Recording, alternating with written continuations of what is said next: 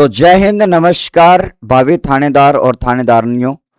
और आप सब लोगों के लिए एक बार फिर से एक छोटी सी अपडेट वीडियो और आरपीएससी से अपील वीडियो आपके लिए। 2021 में भी जो पेपर लीक का जो मामला जो है वो लगातार अभी चरम सीमा पर है, अपनी पराकाष्ठा पर है। लेकिन उसी को देखते हुए जब आरपीएससी ने जो उप निरीक्षक प्लाटून कमांडर आपका गृह विभाग वाली जो वैकेंसी है, उस वैकेंसी में बहुत दिन पहले आरपीएससी ने इसकी एक परीक्षा डेट जारी की थी 5 अप्रैल। लेकिन कल या परसों 2 दिन पहले आरपीएससी ने यह प्लान किया कि अब इस वाली भर्ती को 2 दिनों में करवाया जाएगा। एक बार फिर से विद्यार्थियों के ऊपर नॉर्मलाइजेशन की गाज गिरने वाली है। अब कौन सा बच्चा पहली पारी में बैठेगा, कौन सा बच्चा जो है वो दूसरी पारी में बैठेगा, ये बड़ा अपने आप में असमंजस की बात है। अब उस विद्यार्थी की क्या गलती है, उस स्टूडेंट्स की क्या गलती है जिसको सेकंड पारी में नंबर आ जाएगा या किसी का पहली पारी में नंबर आ जाएगा, और किसी में पहली पारी में किसी के 15 नंबर उड़ा दिए जाएंगे और किसी के 15 नंबर ऐड कर दिए जाएंगे। तो आरपीएससी से इतनी सी अपील है, आप राजस्थान की उच्च संस्था है और आप एक दिन में, और इतना बड़ा राजस्थान का क्षेत्रफल होते हुए, इतने ज्यादा जिलों की संख्या होते हुए भी आप जो है वो 8.25 लाख विद्यार्थियों को एक दिन में पेपर नहीं करवा सकते। तो फिर काहे की आरपीएससी की मतलब साख है। इस बात के लिए भी हम थोड़ा सा आरपीएससी को ध्यान चाहेंगे। जैसा कि आप सबके सामने यहाँ पर थंबनेल में लिखा हुआ है कि सर नॉर्मलाइजेशन की सजा, और हर बार विद्यार्थी ही बलि का बकरा क्यों। भाई हर बार विद्यार्थी जो है वो बलि का बकरा ही बनता है। और जैसे कि आपको पता है 2021 की भर्ती का जो मामला अभी तक पेंडिंग ही चल रहा है, लंबित ही चल रहा है। और इतने बड़े उच्च लेवल पर जो उसमें जो मामला गड़बड़ हुआ था, पेपर लीक का मामला हुआ था, अब ये कहते हैं भैया नहीं नहीं पेपर लीक तो क्या यार, एक छोटी सी चीज है, अब तो पीछे से जाओ, पिछली गली से ओमार को उड़ा दो, ओमार का गफला हो जाएगा। तो आरपीएससी को 8.25 लाख विद्यार्थियों के लिए एक दिन में पेपर करवाना चाहिए था। क्योंकि अगर पहले से ही आपने मंशा जाहिर की थी तो कि 2 दिनों में पेपर करवाएंगे, तो आपको पहले से 5 और 6 अप्रैल की तारीख पहले से डिसाइड कर लेनी चाहिए थी। लेकिन अब आप क्या कहते हो, आरपीएससी की क्या मजबूरी है कि एक ही दिन में आपका एक ही पारी में पेपर नहीं करवाने की? कोई मजबूरी रही होगी, कोई दबाव रहा होगा कि नहीं नहीं 2 पारियों में पेपर करवाना है, नहीं तो फिर हमारे वाले बच्चे हैं वो नॉर्मलाइजेशन में नंबर कैसे बढ़ाएंगे उनका। क्या ये मजबूरी रही होगी? लेकिन सोचने की बात है कि ये आपके बीच में आरपीएससी जो है वो आपके लिए 5 अप्रैल और 6 अप्रैल को किया जाएगा, और आपके लिए आपकी एक पारी और दूसरी पारी, यानी कि एक दिन में 2 पारियों में पेपर होगा। एक दिन में तो 2 पारियां जचती है क्योंकि पहला पेपर और दूसरा पेपर जो है वो आपका होगा। लेकिन 2 दिनों में, अब आपको पता है कि राजस्थान में इससे पहले बहुत बड़ी भर्तियां हुई है, ये तो 8.25 लाख विद्यार्थी है। अब रीट जैसा बड़ा आपका, जब टेट के एग्जाम चला करते थे, रीट के एग्जाम जब 54,000 की भर्ती हुई थी, उससे पहले भी जब आपकी आरएएस की भर्ती हुई थी, इससे ज्यादा संख्या में विद्यार्थी जो है वो पेपर में बैठते हैं और फिर भी एक दिन में पेपर हो जाता है। और अब क्या 8.25 लाख विद्यार्थियों को क्या एक दिन में नहीं करवाया जा सकता पेपर? भाई मान लो 2-4 डार्क जोन है जो आपके ऐसे जिले हैं जिनको आप नहीं दे सकते, सांचौर जालोर जो भी है, लेकिन उसके अलावा भी जिलों की संख्या बहुत सारी है जिनमें पेपर करवाए जा सकते हैं। जयपुर आपका एक राजस्थान का एक महानगर है, राजधानी है, उसमें मतलब लाखों विद्यार्थियों के पेपर एक दिन में एक साथ हो सकते हैं। जयपुर में जोधपुर, बीकानेर, गंगानगर, हनुमानगढ़, अजमेर, कोटा, उदयपुर, ऐसे बहुत सारे, सीकर, ऐसे बहुत सारे जिले हैं जहां पर आरपीएससी अगर चाहे तो एक दिन में इस पेपर को करवा सकती है। क्योंकि जैसे ही इस पेपर को आप 2 दिन में खींचोगे और वैसे ही आपका सामान्यीकरण का जो आपका क्रिकेट में जो डकवर्थ लुईस का जो नियम है वो नियम लग जाता है।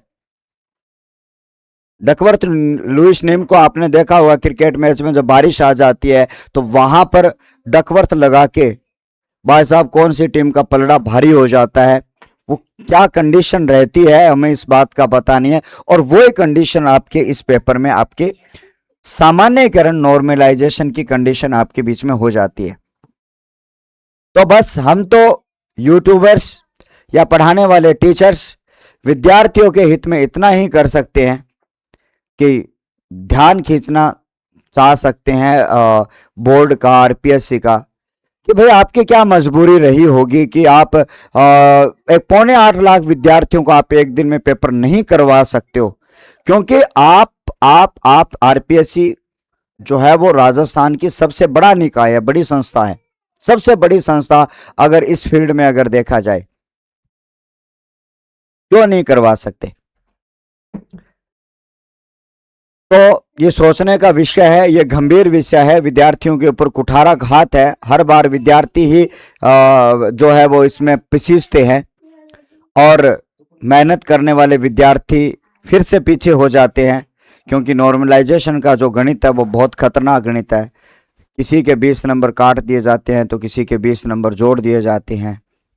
और रही सही कसर जो है वो पिछले गेट से ओमार की चोरी हो जाती है, ओमार में नंबर बदल दिए जाते हैं, भिक्षक के साइन ही नहीं होते, ऐसी ओमार आपके सामने आ जाती है। मतलब एक गंभीर विषय है विद्यार्थियों के लिए, क्योंकि जब हम पढ़ाते हैं तो बच्चे बहुत मेहनत के साथ में, बहुत उत्साह के साथ में तैयारी करते हैं, दिन रात लगे रहते हैं। गुरुजी 9 बजे आए, 10 बजे आए, 11 बजे आए, सुबह 8 बजे आए, 7 बजे आए, लाइव हम पढ़ेंगे, एप्लीकेशन में पढ़ेंगे, यूट्यूब पे पढ़ेंगे, ऑफलाइन में पढ़ेंगे। लेकिन जब पेपर से बाहर निकलकर उनके चेहरे देखने लायक होते हैं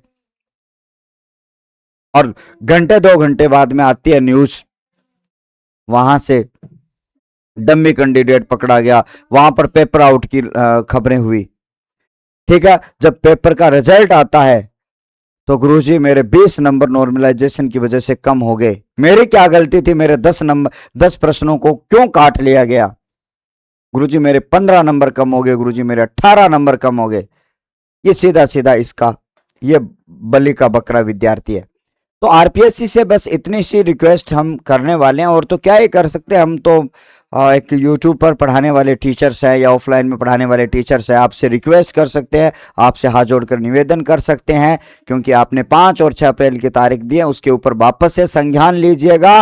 और इस तारीख में अभी तक हमने जिले आवंटन नहीं किए हैं, बच्चों को जिले नहीं मिले हैं। अभी 5 तारीख को आपकी जो प्रशासन है उसके साथ में आपकी वीडियो कॉन्फ्रेंसिंग होने वाली है, उससे पहले आप एक अच्छा सा, एक शानदार सा विद्यार्थी हित में निर्णय लीजिए, क्योंकि यहाँ पर जो आपके अध्यक्ष साहब जी, कर्नल केसरी सिंह जी एक बहुत ही शानदार तरीके से अपनी दावेदारी करते हैं कि हम ऐसा पेपर बनाएंगे विद्यार्थियों के लिए। आपको जिस भी स्तर का पेपर बनाना है बनाइएगा, कोई प्रॉब्लम नहीं है। आप मूल किताबों से बनाइएगा, आप कथन और व्याख्या वाले प्रश्न बनाइएगा, आपको जो लेवल आपका जो पाठ्यक्रम दिया ना उसमें से कैसा पेपर बनाइएगा, वो आपका जो है वो आपकी श्रेष्ठता को साबित करता है। लेकिन ये कहां की पंचायती हुई कि भाई आप जिससे पेपर बनवा रहे हो, एक पहली पारी का पेपर बना रहे हो और एक दूसरे दिन की पहली पारी का पेपर बना रहे हो, उसमें 20-20 नंबर का अंतर कैसे आ जाता है। ये पेपर हल्का था, ये पेपर भारी था, क्यों बनवाते हो। उनको बोलो ना, एक टॉपिक से 10% लेने, उनको बोलो 20% बनाओ, एक ही लेवल के सारे 10 इस पारी में टेकेंगे, 10 इस पारी में टेकेंगे। हर टॉपिक के मतलब जितने भी प्रश्न बनाने हैं, क्या पेपर बनाने वालों को इतने भी शुद्ध बुद्ध नहीं है कि 10 वो हल्के बना रहा है, 10 भारी बना रहा है, 10 के हल्के वो आपके पहली पारी में चेप रहा है और अगले दूसरे दिन की भारी वाले चेप रहा है। ऐसा नहीं होता, एक फ्रॉड किया जाता है विद्यार्थियों के साथ में कुठाराघात किया जाता है। मुझे बोलो संधि के 20% बनाने, एक ही लेवल के बनाने, मैं बना के दूं 20 एक ही लेवल के 20%, कहीं उनसे ऊपर नीचे भी नहीं होगा, ना इधर का होगा ना इधर का होगा। अगर उसमें 5 या 6 आपके हल्के होंगे तो 14 भारी होंगे, तो उनको 3-3 में डिवाइड करूंगा मैं। ऐसा हो सकता है क्योंकि आपके जो सॉरी एग्जामिनर जो है वो एक्सपर्ट फैकल्टी जो है वो भाई साहब बहुत सब्जेक्ट में अपनी महारत हासिल करके वो वहां पे जाकर पेपर सिलेक्शन में आपके जो सिलेक्शन कमेटी में जाते हैं। तो आपको थोड़ा सा संज्ञान लेना चाहिए। आप राजस्थान की सर्वोच्च निकाय है, बार बार मैं वापस से कह रहा हूं कि आपको ये संज्ञान लेते हुए विद्यार्थियों के ऊपर इतना कुठाराघात नहीं करना चाहिए, हर बार विद्यार्थी को नहीं मारना चाहिए, ठीक है। अब जिनके पास में ज़्यादा पैसे हैं वो तो अपना एडजस्टमेंट कर लेते हैं, कुछ पीछे से कुछ आगे से जैसे भी हो जाता है, लेकिन ऐसा बच्चा जो मुश्किल से पढ़ पाता है, अपने बुक्स का जुगाड़ मुश्किल से कर पाता है, कहीं ऑफलाइन कोचिंग पढ़ने के लिए जाता है वो काम मुश्किल से कर पाता है, एक एक दो दो साल से बड़े बड़े महानगरों में मतलब हॉस्टलों की भयंकर वाली फीस भरता है, वो बच्चा कैसे सहन करेगा कि जब पेपर देने के बाद में इस प्रकार की जो घटनाएं हैं वो आपके बीच में हो जाती है। बस मैं तो इस वीडियो के माध्यम से यही आपसे अपील करना चाहूँगा कि एक बार फिर से 5 अप्रैल और 6 अप्रैल पर संज्ञान लीजिएगा। आपका मतलब उचित मार्गदर्शन सभी विद्यार्थियों के लिए मतलब सराहनीय रहेगा। तो इस वीडियो में इतना ही। अगर प्यारे बच्चों आपके हित में ये वीडियो लगी तो ज़्यादा से ज़्यादा शेयर करना और चैनल को सब्सक्राइब करना। मिलते हैं अपने ब्रेक के बाद में। साथ ही साथ मैं आपको बता देता हूँ इसी चैनल पर हिंदी की फ्री क्लासेज आपके लिए लगाई जा रही है। पूरे टॉपिक वाइज एमसीक्यूज पूरे करवा दिए हैं और अब नेक्स्ट दिन यानी कि कल से आपके लिए प्रैक्टिस सीरीज जो अब आपके बीच में जीवड़ा सीरीज आपके बीच में शुरू होने वाली है। तो मिलते हैं अपने ब्रेक के बाद में, तब तक के लिए आपका बहुत बहुत आभार, धन्यवाद, नमस्कार, थैंक यू।